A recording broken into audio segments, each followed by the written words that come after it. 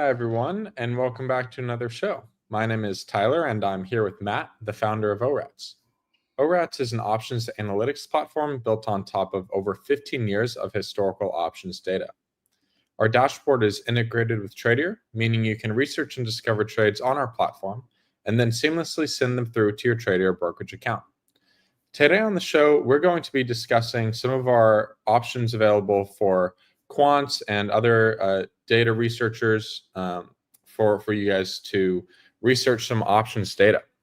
Matt, do you want to go over, share your screen and go over our APIs and all that other stuff we offer? Yeah, definitely. So here we are at ORATS.com.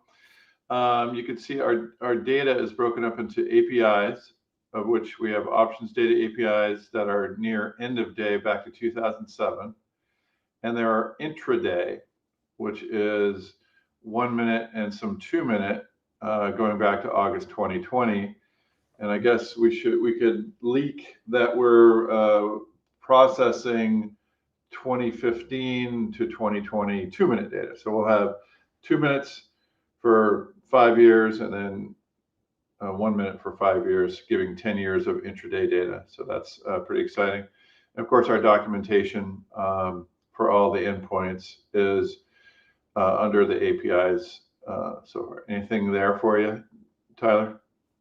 Yeah, it's a pretty basic offering. You just have the choice between those two. If you click on one of those pages, Matt, and then go down to the pricing, we'll show you the pricing for. So these are all 3 tiers for both APIs. So you have the standard, the cheapest options, the delayed. You can upgrade that to live, and then if you want intraday history, that's the 1 minute history back to 2020. That's $3.99 a month.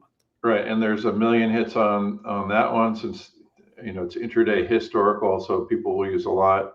100,000 on the live, usually enough, and 20,000 on our basic data API. Now these are this delayed data API near end of day and kind of live throughout the day or delayed throughout the day. Live throughout the day on our live data API, and historic is you get historic with this too, near end of day. And then the live intraday is really cool because you can pick any minute and go take a look at that.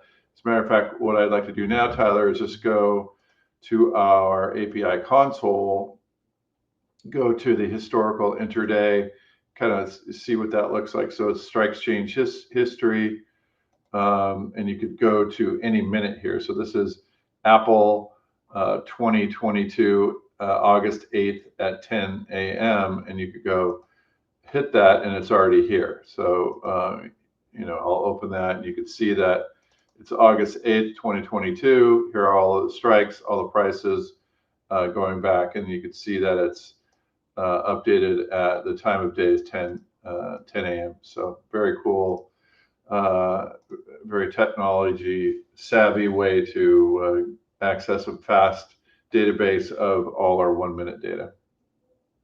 Yeah, thanks, Matt. One other thing to point out while we're still on the APIs, the options we just showed are for individual retail traders. If you are a professional or a platform looking to use our data to redistribute or show anybody, you have to get one of these licenses. And when you're a professional or enterprise, there are restrictions on what data you guys can process. And those are established by the exchanges and OPRA. Yeah, good point. And we should also mention that for certain APIs like the delayed OPRA, you need to fill out a form and let them know. And the live OPRA, you have to fill out a form. And the live OPRA with intraday data, you have to fill out a form. You might notice there is none for the derived data API. So the derived data API is different, and you could read about that separately. However, I'll just go over the main points. So there's no OPRA data, and OPRA data is volume, current volume for the day. There's no actual option bid ask, and there's no actual stock mid price. So what we do show is open interest. So that's at the end of the day. So that's not considered OPRA data. And then we also show the stock price as estimated by using put call parity. So that is how we show stock prices, and derived option prices are provided using our smoothing techniques. I'll just go over that real quickly. Our smoothing techniques is how we summarize the implied volatility skew. We draw this orange line through the bid-ask data, and we make theoretical values. And now, most of the time, those theoretical values are within the bid-ask price. So with the derived data, you would not see 290 or 292 for this 620 call. You would see, now it's 293, 294. You would see 294 as our SMV value. That's our smooth value. So that's very close. And then you won't see bid you see implied volatilities. You just won't see the actual bid ask. And then the stock price is estimated using put call parity. Anything else on that? Yeah, that's a good overview of the derived. And if you guys have any more questions on that, we have some PDFs that you guys can read. And you just email support@orats.com and we'll send those over to you. You can even have a meeting with us. We work with quite a bit of institutions. So this is an offering that we're growing, and we're offering to more and more people. It's pretty well liked in the community.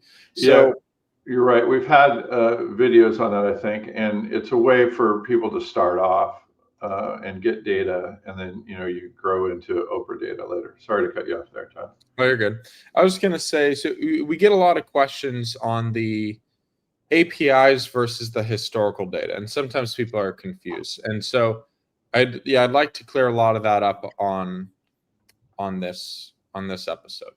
So the APIs are, let's just go over like what a typical use case of the API is. If you're a programmer or you're trying to get data for one symbol at a time, the API is great for that, because you have 20,000 hits a month, or sometimes 1 million hits per month. You can download like intraday history for 2 to 3 symbols every month, like the full history. So it's great if you just want historical data for a few symbols, and you can download all that. It's probably the number one question we get, like what's the difference between the historical data and the APIs. The other main difference is that the APIs have our monies and summaries and cores endpoints, which include indicators, like summarized indicators, that kind of what makes ORATS what we are. So those indicators are X earnings, implied volatility, contango, slope, all those other measurements that we do. There's hundreds of them. And I'm sure Matt will go over some in a second. But the historical data flat files don't include that information. So if you're looking for those indicators, you'd want to come to the API. Those are probably the two primary differences. Matt, did I miss anything there? Yeah, that's a good point. So again, we're still in the API, right? So there is historical data in the API. Yes. But historical data doesn't include some of those summarized endpoints that you talk about. And if you want to see those, you could go to so our money's implied, and so I'll pull that up for Apple. So you'll see things like every expiration, every volatility bucket, every 5 delta. What are the what are the volatilities, and it's broken out by expiration date. I don't know if you could see that okay, but again, you could go to our API console to see those historical endpoints. There's also summaries. Again, and the summaries have things like Oh, I got summaries for everything. Let me go back. So if you don't put a date, you'll get all the dates, which is great. But it's a big field. So the summaries have things like the X earnings 10-day, the implied volatility 20-day, slopes and derivatives. That's our curvature.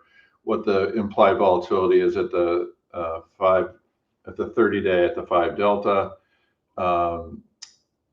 75 delta, 95 delta. So a lot of different things are there.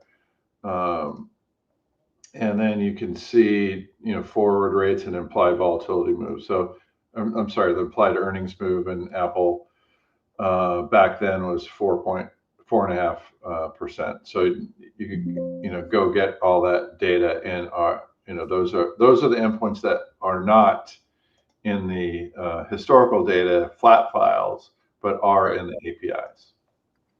Yeah, so that's probably the main big difference. So, do you want to go on talking about what the historical data flat files are, why somebody would want to buy those, and sort of the differences there? Sure.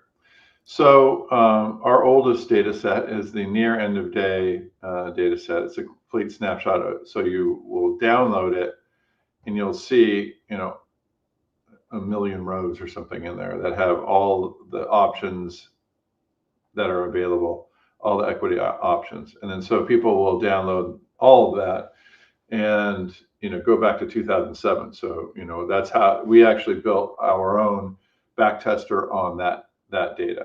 So this is delivered in CSV files over FTP, right. Yeah. So you put like a FileZilla together, and you go get all that data.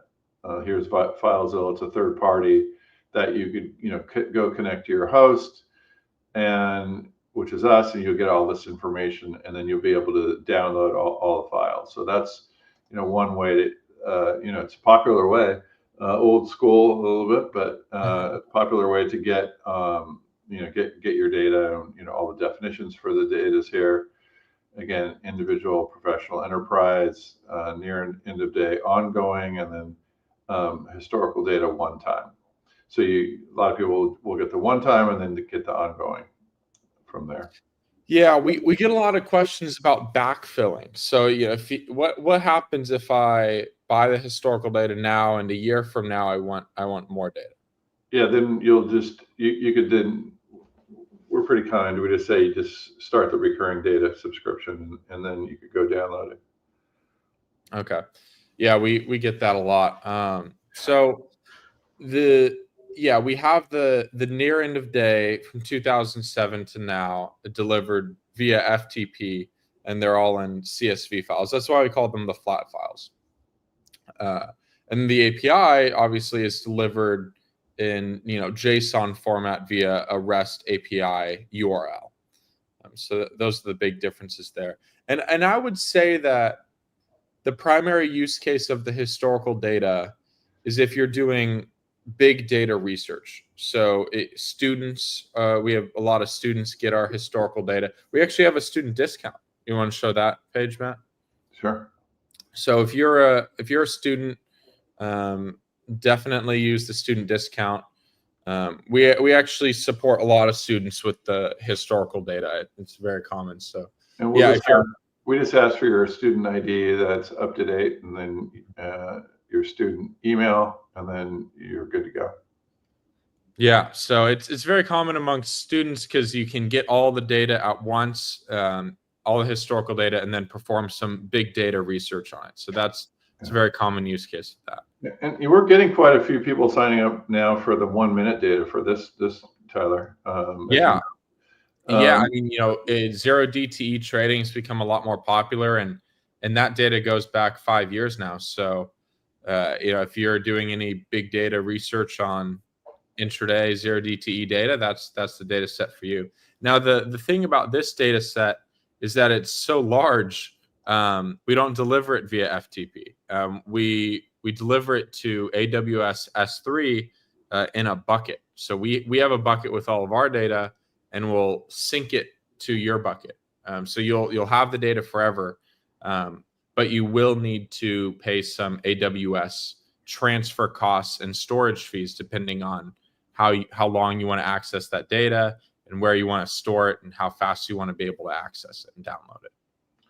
Right. So what happens when you sign up for this? We send you an email with all the instructions. You send us the name of the bucket and we fill it up.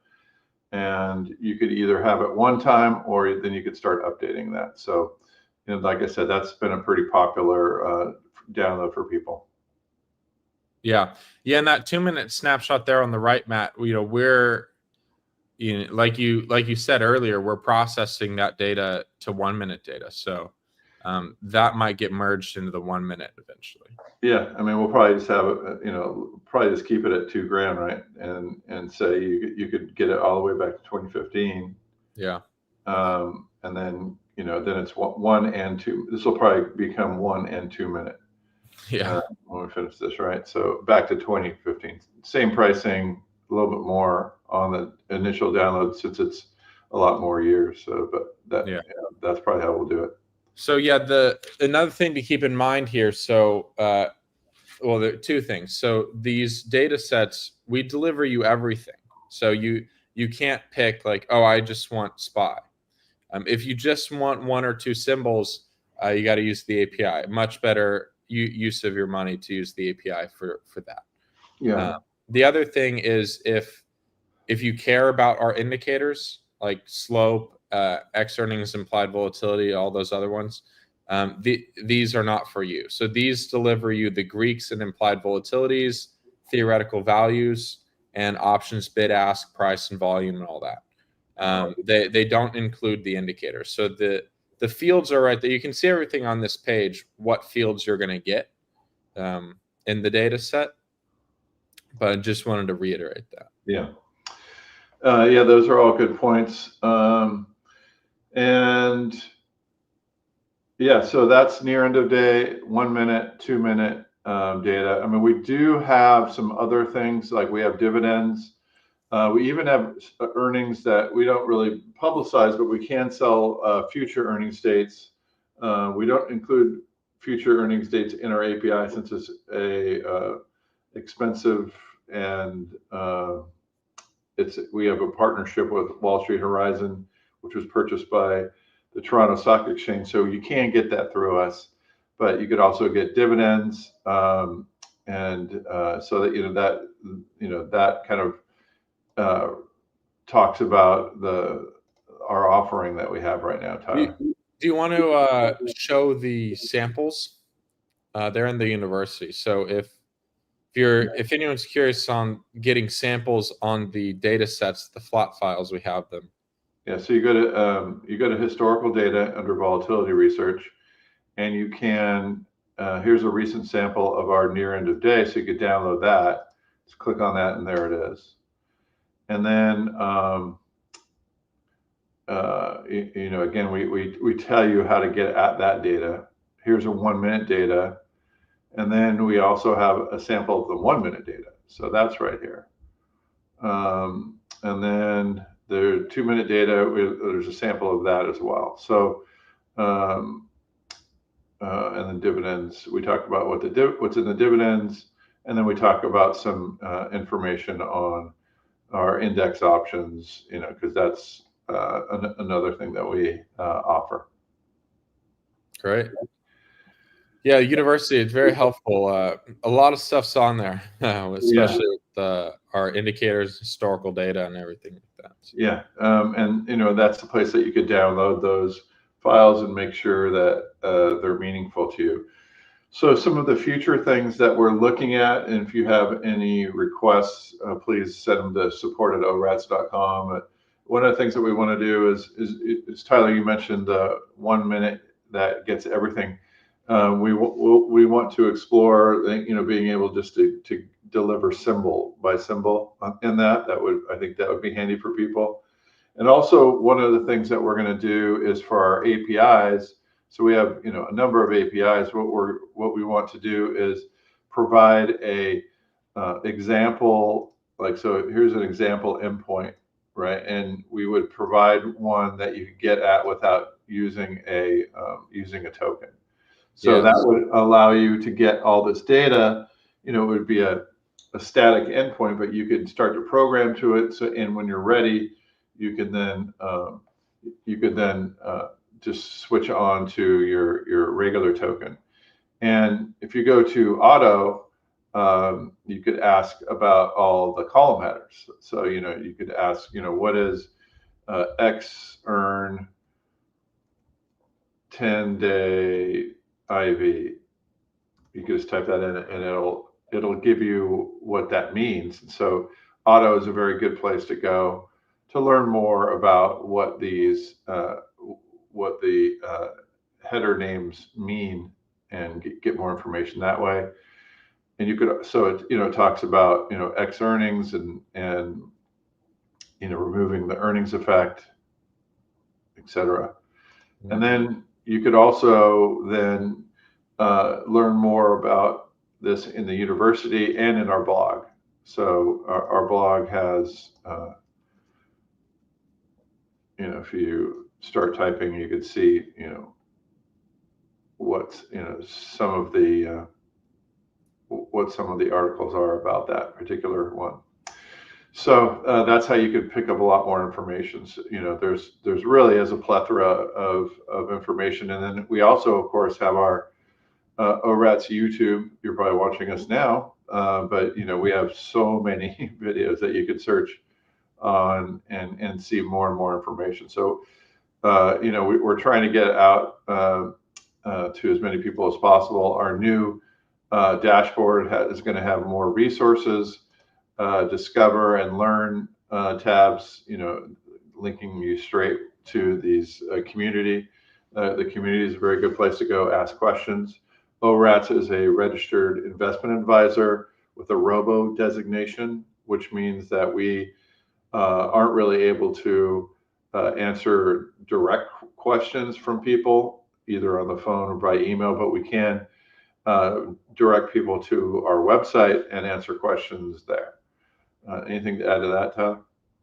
I think the community is great. Yeah, it's a great place to ask questions. We're getting other members of the community answering much faster and much more longer responses than Matt and I sometimes. So it's great to see everyone's support. And Zoroastra said there was ice cold service there, so that was nice. Yeah, we try to support everybody.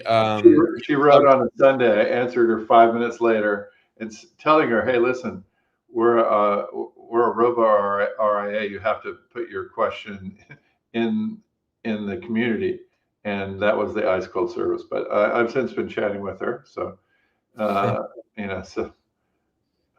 it's. I mean, we're supporting lots of clients, and we like to stay small, and we like to keep our responses human, and we look at everything. So sometimes it takes us a while, but we try to get to everything.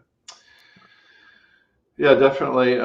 Anything else, Tyler? It's a little bit short, but that's all. That's what covered what I wanted to cover. Yeah, I think just to summarize, we spelled out the difference between the APIs and the historical data. In the APIs, REST APIs, JSON format, they're good for querying a few symbols at a time for live data. And then historical data, flat files, those are best for big data researchers who just want everything in one place. And those are delivered FTP and S3. We also covered like the differences between what is included in the API and the historical data, what fields are different. So the API includes a lot of our indicators, and the historical data flat files just includes the prices, Greeks, and IVs. You teased a few things here and there. We're working on quite a bit right now. We got our hands full with the new dashboard and some other offerings. We are going to be rolling out. I asked a question since I have you. Why does this only show strikes and not historical intraday? Delayed intraday has monies. Do we need to add that? Yeah. So there's a historical endpoint that only queries stuff from yesterday and before. That's OPRA data. So summaries and implied monies history is not considered OPRA data. So we don't have a specialized yesterday and before historical endpoint for that. So you can just get the delayed history and yesterday's history in the same endpoint. But for the strikes, you need this one specifically if you're an enterprise. Gotcha. Yeah. All right, cool. Well, yeah, nice job, Tyler. Yeah, good job, Matt.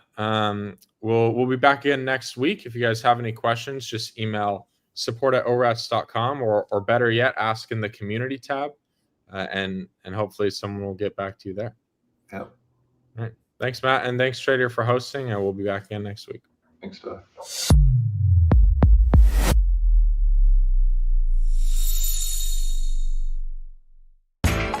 You know how the financial world goes. Here comes the buzzkill. Please make sure to take some time to read this boring disclaimer. We will owe you one.